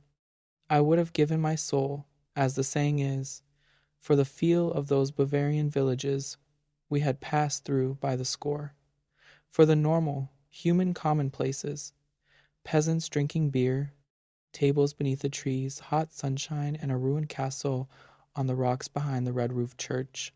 Even the tourists would have been welcome, yet what I felt of dread was no ordinary ghostly fear. It was infinitely greater, stranger, and seemed to arise from some dim ancestral sense of terror more profoundly disturbing than anything I had known or dreamed of. We had strayed, as the Swede put it, into some region or some set of conditions where the risks were great yet unintelligible to us, where the frontiers of some unknown world lay close about us. It was a spot held by the dwellers in some outer space, a sort of peephole whence they could spy upon the earth, themselves unseen, a point where the veil between had worn a little thin. As a final result of too long a sojourn here, we should be carried over the border and deprived of what we called our lives, yet by mental, not physical, processes. In that sense, as he said, we should be the victims of our adventure, a sacrifice. It took us in different fashion, each according to the measure of his sensitiveness and powers of resistance. I translated it vaguely into a personification of the mightily disturbed elements, investing them with the horror of a deliberate and malefic purpose, resentful of our audacious intrusion into their breeding place, whereas my friend threw it into the unoriginal form, at first of a trespass upon some ancient shrine, some place where the old gods still held sway, where the emotional forces of former worshippers still clung, and the ancestral portion of him yielded to the old pagan spell. At any rate, here was a place unpolluted by men, kept clean by the winds from coarsening human influences, a place where spiritual agencies were within reach and aggressive. Never, before or since, have I been so attacked by indescribable suggestions of a beyond region, of another scheme of life, another evolution not parallel to the human. And in the end, our minds would succumb under the weight of the awful spell, and we should be drawn across the frontier into their world. Small things testified to the amazing influence of the place, and now in the silence round the fire they allowed themselves to be noted by the mind. The very atmosphere had proved itself a magnifying medium to distort every indication. The otter rolling in the current, the hurrying boatmen making signs, the shifting willows, one and all had been robbed of its natural character, and revealed in something of its other aspect, as it existed across the border to that other region. And this changed aspect, I felt, was now not merely to me, but to the race. The whole experience whose verge we touched was unknown to humanity at all. It was a new order of experience, and in the true sense of the word unearthly, it's the deliberate, calculating purpose that reduces one's courage to zero, the Swede said suddenly, as if he had been actually following my thoughts. Otherwise, imagination might count for much. But the paddle, the canoe, the lessening food, haven't I explained all that once? I interrupted viciously. You have, he answered dryly. You have indeed. He made other remarks too, as usual, about what he called the plain determination to provide a victim. But, having now arranged my thoughts better, I recognized that this was simply the cry of his frightened soul against the knowledge that he was being attacked in a vital part, and that he would be somehow taken or destroyed. The situation called for a courage and calmness of reasoning that neither of us could compass, and I have never before been so clearly conscious of two persons in me, the one that explained everything, and the other that laughed at such foolish explanations, yet was horribly afraid. Meanwhile, in the pitchy night the fire died down and the wood pile grew small. Neither of us moved to replenish the stock, and the darkness consequently came up very close to our faces. A few feet beyond the circle of firelight it was inky black. Occasionally a stray puff of wind set the willows shivering about us, but apart from this not very welcome sound, a deep and depressing silence reigned, broken only by the gurgling of the river and the humming in the air overhead. We both missed, I think, the shouting company of the winds. At length, at a moment when a stray puff prolonged itself as though the wind were about to rise again, I reached the point for me of saturation, the point where it was absolutely necessary to find relief in plain speech, or else to betray myself by some hysterical extravagance that must have been far worse in its effect upon both of us. I kicked the fire into a blaze, and turned to my companion abruptly. He looked up with a start. I can't disguise it any longer, I said. I don't like this place, and the darkness, and the noises, and the awful feelings I get. There's something here that beats me utterly. I'm in a blue funk, and that's the plain truth. If the other shore was different, I swear I'd be inclined to swim for it. The Swede's face turned very white beneath the deep tan of sun and wind. He stared straight at me and answered quietly, but his voice betrayed his huge excitement by its unnatural calmness. For the moment, at any rate, he was the strong man of the two. He was more phlegmatic, for one thing. It's not a physical condition we can escape from by running away, he replied, in the tone of a doctor diagnosing some grave disease. We must sit tight and wait.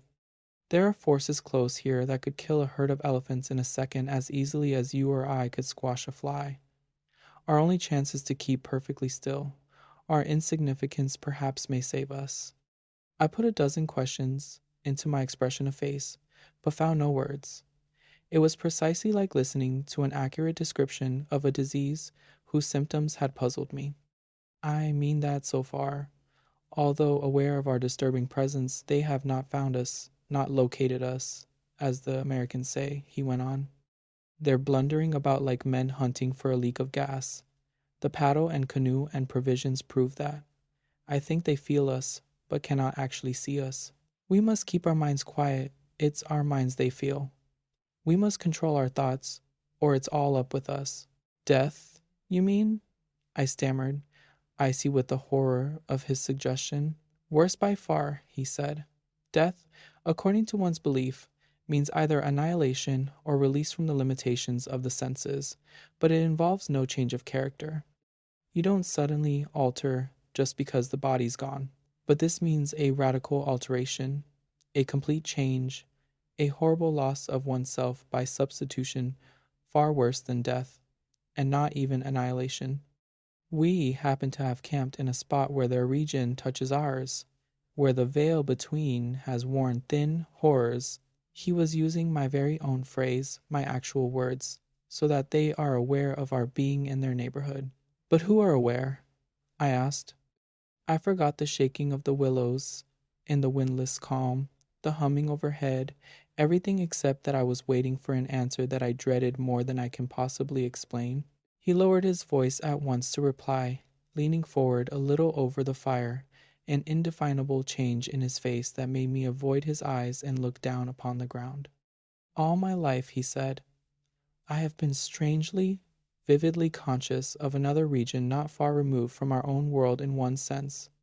yet wholly different in kind, where great things go on unceasingly, where immense and terrible personalities hurry by, intent on vast purposes, compared to which earthly affairs, the rise and fall of nations, the destinies of empires, the fate of armies and continents, are all as dust in the balance.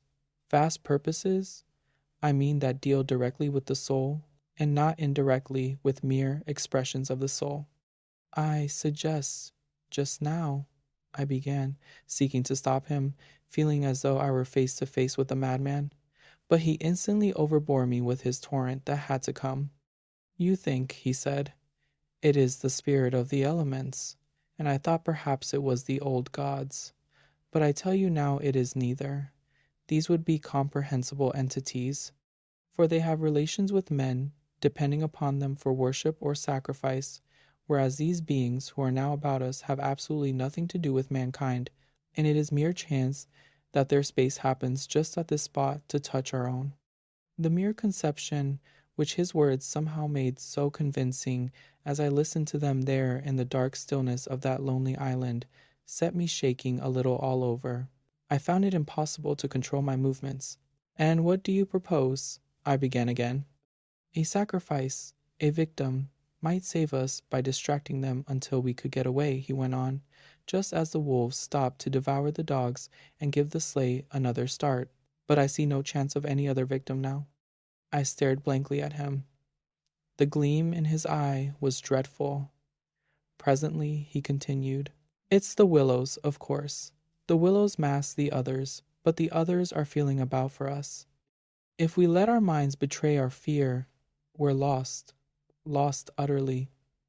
He looked at me with an expression so calm, so determined, so sincere, that I no longer had any doubts as to his sanity. He was as sane as any man ever was. If we can hold out through the night, he added, we may get off in the daylight unnoticed, or rather undiscovered. But you really think a sacrifice would? That gong-like humming came down very close over our heads as I spoke, but it was my friend's scared face that really stopped my mouth. Hush, he whispered, holding up his hand. Do not mention them more than you can help. Do not refer to them by name. To name is to reveal. It is the inevitable clue, and our only hope lies in ignoring them, in order that they may ignore us. Even in thought? He was extraordinarily agitated, especially in thought. Our thoughts make spirals in their world. We must keep them out of our minds at all costs if possible. I raked the fire together to prevent the darkness having everything its own way. I never longed for the sun as I longed for it then, in the awful blackness of that summer night. Were you awake all last night? He went on suddenly. I slept badly a little after dawn, I replied evasively, trying to follow his instructions, which I knew instinctively were true. But the wind, of course, I know. But the wind won't account for all the noises. Then you heard it too? The multiplying countless little footsteps I heard, he said, adding, after a moment's hesitation, and that other sound? You mean above the tent, and the pressing down upon us of something tremendous, gigantic? He nodded significantly. It was like the beginning of a sort of inner suffocation? I said. Partly, yes. It seemed to me that the weight of the atmosphere had been altered, had increased enormously, so that we should have been crushed. And that, I went on, determined to have it all out, pointing upwards where the gong-like note hummed ceaselessly, rising and falling like wind. What do you make of that? It's their sound, he whispered gravely. It's the sound of their world, the humming in their region. The division here is so thin that it leaks through somehow. But if you listen carefully, you'll find it's not above so much as around us. It's in the willows. It's the willows themselves humming, because here the willows have been made symbols of the forces that are against us. I could not follow exactly what he meant by this, yet the thought and idea in my mind were beyond question the thought and idea in his. I realized what he realized, only with less power of analysis than his. It was on the tip of my tongue to tell him at last about my hallucination of the ascending figures and the moving bushes, when he suddenly thrust his face again close into mine across the firelight and began to speak in a very earnest whisper. He amazed me by his calmness and pluck, his apparent control of the situation. This man I had for years deemed unimaginative, stolid. Now listen, he said. The only thing for us to do is to go on as though nothing had happened, follow our usual habits, go to bed, and so forth, pretend we feel nothing and notice nothing. It is a question wholly of the mind, and the less we think about them, the better our chance of escape. Above all, don't think, for what you think happens. All right, I managed to reply, simply breathless with his words and the strangeness of it all. All right, I'll try, but tell me one more thing first. Tell me what you make of those hollows in the ground all about us, those sand funnels. No, he cried, forgetting to whisper in his excitement. I dare not, simply dare not, put the thought into words. If you have not guessed, I am glad. Don't try to. They have put it into my mind. Try your hardest to prevent their putting it into yours. He sank his voice again to a whisper before he finished, and I did not press him to explain. There was already just about as much horror in me as I could hold. The conversation came to an end, and we smoked our pipes busily in silence. Then something happened, something unimportant apparently, as the way is when the nerves are in a very great state of tension, and this small thing for a brief space gave me an entirely different point of view. I chanced to look down at my sand shoe, the sort we used for the canoe, and something to do with the hole at the toe suddenly recalled to me the London shop where I had bought them, the difficulty the man had in fitting me, and other details of the uninteresting but practical operation. At once, in its train, followed a wholesome view of the modern skeptical world I was accustomed to move in at home. I thought of roast beef, an ale, motor cars, policemen, brass bands, and a dozen other things that proclaimed the soul of ordinariness or utility. The effect was immediate and astonishing even to myself. Psychologically, I suppose, it was simply a sudden and violent reaction after the strain of living in an atmosphere of things that to the normal consciousness must seem impossible and incredible. But, whatever the cause, it momentarily lifted the spell from my heart and left me for the short space of a minute feeling free and utterly unafraid. I looked up at my friend opposite. You damned old pagan, I cried, laughing aloud in his face. You imaginative idiot, you superstitious idolater, you... I stopped in the middle, seized anew by the old horror. I tried to smother the sound of my voice as something sacrilegious. The Swede, of course, heard it too, the strange cry overhead in the darkness, and that sudden drop in the air as though something had come nearer. He had turned ashen white under the tan. He stood bolt upright in front of the fire, stiff as a rod, staring at me. After that, he said in a sort of helpless, frantic way, "We must go! We can't stay now. We must strike camp this very instant and go on down the river." He was talking, I saw, quite wildly, his words dictated by abject terror, the terror he had resisted so long, but which had caught him at last. "In the dark?" I exclaimed, shaking with fear after my hysterical outburst, but still realizing our position better than he did. "Sheer madness. The river's in flood, and we've only got a single paddle. Besides, we only go deeper into their country. There's nothing ahead for 50 miles, but willows, willows, willows!" He sat down again in a state of semi-collapse. The positions, by one of those kaleidoscopic changes nature loves, were suddenly reversed, and the control of our forces passed over into my hands. His mind at last had reached the point where it was beginning to weaken. "What on earth possessed you to do such a thing?" he whispered with the awe of genuine terror in his voice and face. I crossed round to his side of the fire. I took both his hands in mine, kneeling down beside him and looking straight into his frightened eyes. We'll make one more blaze, I said firmly, and then turn in for the night. At sunrise, we'll be off full speed for Comorn. Now, pull yourself together a bit and remember your own advice about not thinking fear. He said no more, and I saw that he would agree and obey. In some measure, too, it was a sort of relief to get up and make an excursion into the darkness for more wood. We kept close together, almost touching, groping among the bushes and along the bank. The humming overhead never ceased, but seemed to me to grow louder as we increased our distance from the fire. It was shivery work. We were grubbing away in the middle of a thickish clump of willows, where some driftwood from a former flood had caught high among the branches, when my body was seized in a grip that made me half drop upon the sand. It was the Swede. He had fallen against me and was clutching me for support. I heard his breath coming and going in short gasps. "Look, by my soul," he whispered, and for the first time in my experience, I knew what it was to hear tears of terror in a human voice. He was pointing to the fire some 50 feet away. I followed the direction of his finger, and I swear my heart missed a beat. There, in front of the dim glow, something was moving.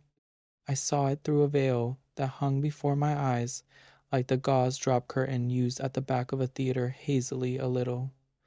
It was neither a human figure nor an animal. To me, it gave the strange impression of being as large as several animals grouped together, like horses, 2 or 3, moving slowly. The Swede, too, got a similar result, though expressing it differently, for he thought it was shaped and sized like a clump of willow bushes, rounded at the top, and moving all over upon its surface, coiling upon itself like smoke, he said afterwards. I watched it settle downwards through the bushes. He sobbed at me. "Look! By God! It's coming this way! Oh, oh!" He gave a kind of whistling cry. "They've found us." I gave one terrified glance, which just enabled me to see that the shadowy form was swinging towards us through the bushes, and then I collapsed backwards with a crash into the branches. These failed, of course, to support my weight, so that with the Swede on top of me we fell in a struggling heap upon the sand. I really hardly knew what was happening. I was conscious only of a sort of enveloping sensation of icy fear that plucked the nerves out of their fleshly covering, twisted them this way and that, and replaced them quivering. My eyes were tightly shut. Something in my throat choked me. A feeling that my consciousness was expanding, extending out into space, swiftly gave way to another feeling that I was losing it altogether and about to die. An acute spasm of pain passed through me, and I was aware that the Swede had hold of me in such a way that he hurt me abominably. It was the way he caught at me in falling, but it was the pain, he declared afterwards, that saved me. It caused me to forget them and think of something else at the very instant when they were about to find me. It concealed my mind from them at the moment of discovery, yet just in time to evade their terrible seizing of me. He himself, he says, actually swooned at the same moment, and that was what saved him. I only know that at a later date, how long or short is impossible to say, I found myself scrambling up out of the slippery network of willow branches, and saw my companion standing in front of me holding out a hand to assist me. I stared at him in a dazed way, rubbing the arm he had twisted for me. Nothing came to me to say. Somehow, I lost consciousness for a moment or two, I heard him say. That's what saved me.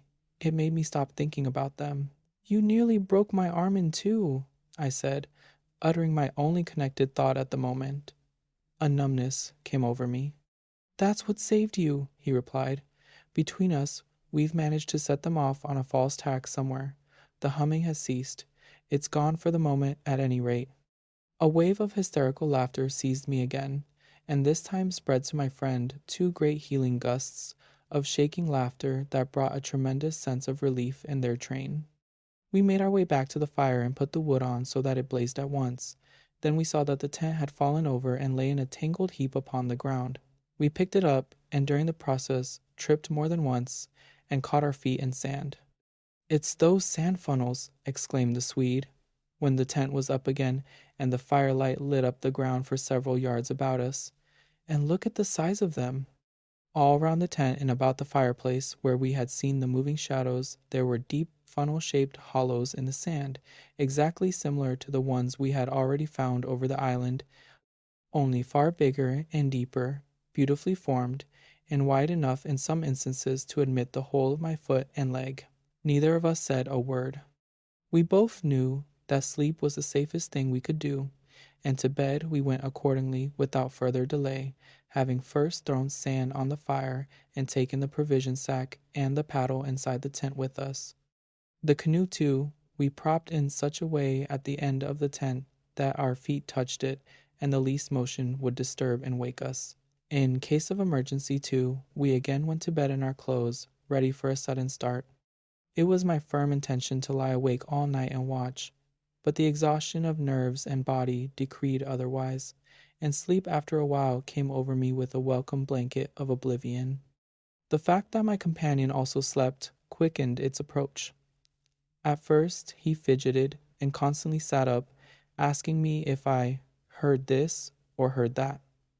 He tossed about on his cork mattress and said the tent was moving and the river had risen over the point of the island, but each time I went out to look I returned with the report that all was well, and finally he grew calmer and lay still. Then at length his breathing became regular and I heard unmistakable sounds of snoring, the first and only time in my life when snoring has been a welcome and calming influence. This, I remember, was the last thought in my mind before dozing off. A difficulty in breathing woke me, and I found the blanket over my face. But something else besides the blanket was pressing upon me, and my first thought was that my companion had rolled off his mattress onto my own in his sleep. I called to him and sat up, and at the same moment it came to me that the tent was surrounded. That sound of multitudinous soft pattering was again audible outside, filling the night with horror. I called again to him, louder than before. He did not answer, but I missed the sound of his snoring, and also noticed that the flap of the tent was down. This was the unpardonable sin. I crawled out in the darkness to hook it back securely, and it was then for the first time I realized positively that the Swede was not here. He had gone. I dashed out in a mad run, seized by a dreadful agitation, and the moment I was out I plunged into a sort of torrent of humming that surrounded me completely and came out of every quarter of the heavens at once. It was that same familiar humming gone mad. A swarm of great invisible bees might have been about me in the air. The sound seemed to thicken the very atmosphere, and I felt that my lungs worked with difficulty. But my friend was in danger, and I could not hesitate. The dawn was just about to break, and a faint whitish light spread upwards over the clouds from a thin strip of clear horizon. No wind stirred. I could just make out the bushes and river beyond, and the pale sandy patches. In my excitement I ran frantically to and fro about the island, calling him by name, shouting at the top of my voice the first words that came into my head. But the willows smothered my voice, and the humming muffled it, so that the sound only traveled a few feet round me. I plunged among the bushes, tripping headlong, tumbling over roots, and scraping my face as I tore this way and that among the preventing branches. Then, quite unexpectedly, I came out upon the island's point and saw a dark figure outlined between the water and the sky. It was the Swede, and already he had one foot in the river. A moment more and he would have taken the plunge. I threw myself upon him, flinging my arms about his waist and dragging him shorewards with all my strength. Of course he struggled furiously, making a noise all the time, just like that cursed humming, and using the most outlandish phrases in his anger about going inside to them and taking the way of the water and the wind, and God only knows what more besides, that I tried in vain to recall afterwards, but which turned me sick with horror and amazement as I listened. But in the end I managed to get him into the comparative safety of the tent, and flung him breathless and cursing upon the mattress, where I held him until the fit had passed. I think the suddenness with which it all went and he grew calm, coinciding as it did with the equally abrupt cessation of the humming and pattering outside, I think this was almost the strangest part of the whole business, perhaps, for he had just opened his eyes and turned his tired face up to me so that the dawn threw a pale light upon it through the doorway, and said, for all the world just like a frightened child, "My life, old man. It's my life I owe you. But it's all over now anyhow. They've found a victim in our place." Then he dropped back upon his blankets and went to sleep, literally under my eyes. He simply collapsed and began to snore again as healthily as though nothing had happened and he had never tried to offer his own life as a sacrifice by drowning. And when the sunlight woke him 3 hours later, hours of ceaseless vigil for me, it became so clear to me that he remembered absolutely nothing of what he had attempted to do, that I deemed it wise to hold my peace and ask no dangerous questions. He woke naturally and easily, as I have said, when the sun was already high in a windless hot sky, and he at once got up and set about the preparation of the fire for breakfast. I followed him anxiously at bathing, but he did not attempt to plunge in, merely dipping his head and making some remark about the extra coldness of the water. "River's falling at last," he said, "and I'm glad of it." "The humming has stopped too," I said. He looked up at me quietly with his normal expression. Evidently he remembered everything except his own attempt at suicide. "Everything has stopped," he said, "because—" He hesitated, but I knew some reference to that remark he had made just before he fainted was in his mind, and I was determined to know it. "Because they found another victim?" I said, forcing a little laugh. "Exactly," he answered. "Exactly. I feel as positive of it as though I feel quite safe again. I mean," he finished. He began to look curiously about him. The sunlight lay in hot patches on the sand. There was no wind. The willows were motionless. He slowly rose to his feet. "Come," he said. "I think if we look, we shall find it." He started off on a run, and I followed him. He kept to the banks, poking with a stick among the sandy bays and caves and little backwaters, myself always close on his heels. "Ah!" he exclaimed presently. "Ah!" The tone of his voice somehow brought back to me a vivid sense of the horror of the last 24 hours, and I hurried up to join him. He was pointing with his stick at a large black object that lay half in the water and half on the sand. It appeared to be caught by some twisted willow roots so that the river could not sweep it away. A few hours before, the spot must have been under water. "See," he said quietly, "the victim that made our escape possible." And when I peered across his shoulder, I saw that his stick rested on the body of a man. He turned it over. It was the corpse of a peasant, and the face was hidden in the sand. Clearly the man had been drowned but a few hours before, and his body must have been swept down upon our island somewhere about the hour of the dawn at the very time the fit had passed. We must give it a decent burial, you know. "I suppose so," I replied. I shuddered a little, in spite of myself, for there was something about the appearance of that poor drowned man that turned me cold. The Swede glanced up sharply at me, an undecipherable expression on his face, and began clambering down the bank. I followed him more leisurely. The current, I noticed, had torn away much of the clothing from the body, so that the neck and part of the chest lay bare. Halfway down the bank, my companion suddenly stopped and held up his hand in warning, but either my foot slipped, or I had gained too much momentum to bring myself quickly to a halt, for I bumped into him and sent him forward with a sort of leap to save himself. We tumbled together onto the hard sand, so that our feet splashed into the water, and, before anything could be done, we had collided a little heavily against the corpse. The Swede uttered a sharp cry, and I sprang back as if I had been shot. At the moment we touched the body, there rose from its surface the loud sound of humming, the sound of several hummings which passed with a vast commotion as of winged things in the air about us and disappeared upwards into the sky, growing fainter and fainter till they finally ceased in the distance.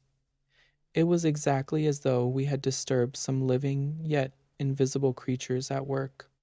My companion clutched me, and I think I clutched him, but before either of us had time properly to recover from the unexpected shock, we saw that a movement of the current was turning the corpse round so that it became released from the grip of the willow roots. A moment later, it had turned completely over, the dead face uppermost, staring at the sky. It lay on the edge of the main stream. In another moment, it would be swept away. The Swedes started to save it, shouting again something I did not catch about a proper burial, and then abruptly dropped upon his knees on the sand and covered his eyes with his hands. I was beside him in an instant. I saw what he had seen. For just as the body swung round to the current, the face and the exposed chest turned full towards us and showed plainly how the skin and flesh were indented with small hollows, beautifully formed, and exactly similar in shape and kind to the sand funnels that we had found all over the island. "Their mark," I heard my companion mutter under his breath. "Their awful mark!" And when I turned my eyes again from his ghastly face to the river, the current had done its work, and the body had been swept away into midstream and was already beyond our reach and almost out of sight, turning over and over on the waves like an otter. You've been listening to the complete narration of The Willows by Algernon Blackwood, a story where isolation becomes terror, nature becomes something unfamiliar, and the greatest fear comes not from what can be seen, but from the sense that something beyond human understanding is watching from just outside our world. If you enjoyed tonight's story, consider following Midnight Murmurs for more classic horror, strange fiction, ghost stories, and forgotten tales from the darker corners of literature. Thank you for spending the night with me. Until next time, sleep well, and pay attention when the wind begins to move through the trees.